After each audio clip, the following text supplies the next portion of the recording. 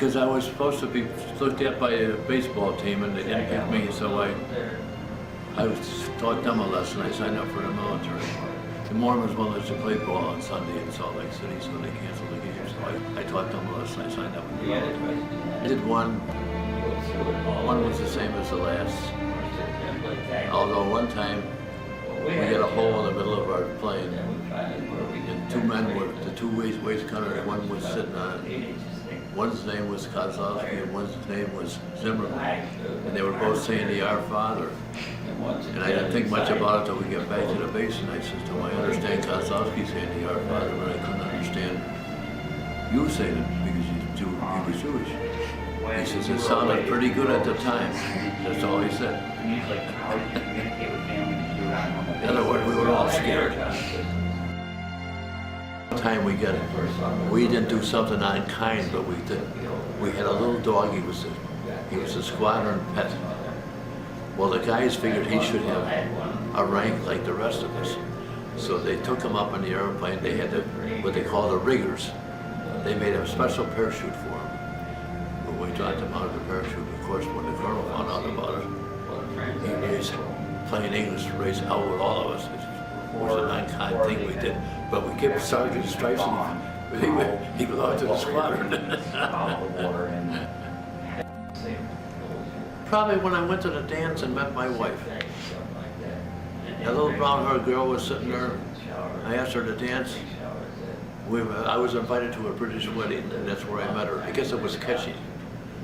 So, met her, and we got married after the war. We had 65 good years together.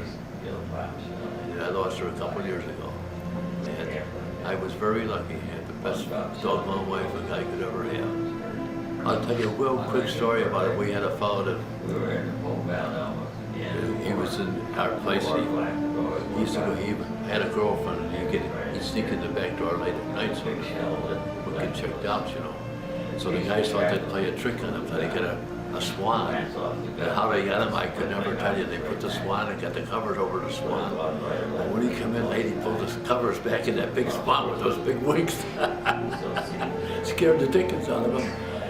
He walked up and down the barrack and he says, whoever the dead's got to fight me. Well, nobody's going to open their mouth because he was the toughest guy in the barrack. These guys were cleaning up around our base, Italian prisoners of war.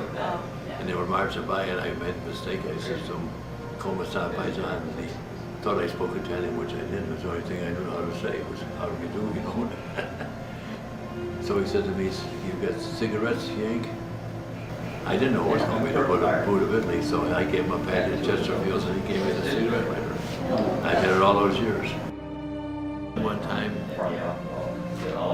at the ball bearing plant in Schweinfurt, Germany, and we lost 100 planes. That's 1,000 men. And when what they call the grave registration comes and picks up the footlockers. It was a sad morning to see them come and picking those footlockers up because that was a friend of yours. And then one man left us. He had his father's watch, and he left a note in the bag. If I live past that, when I take his watch to his spot. But as I say, we had some good times, we had a lot of fun, besides bad times. And you, I have to say, guys really look, you could have a problem with a guy, but when it comes down to the nitty-gritty, he was your friend. We all looked after each other, which was good. That's probably why we won the war. Because guys did look after each other. You were all brothers.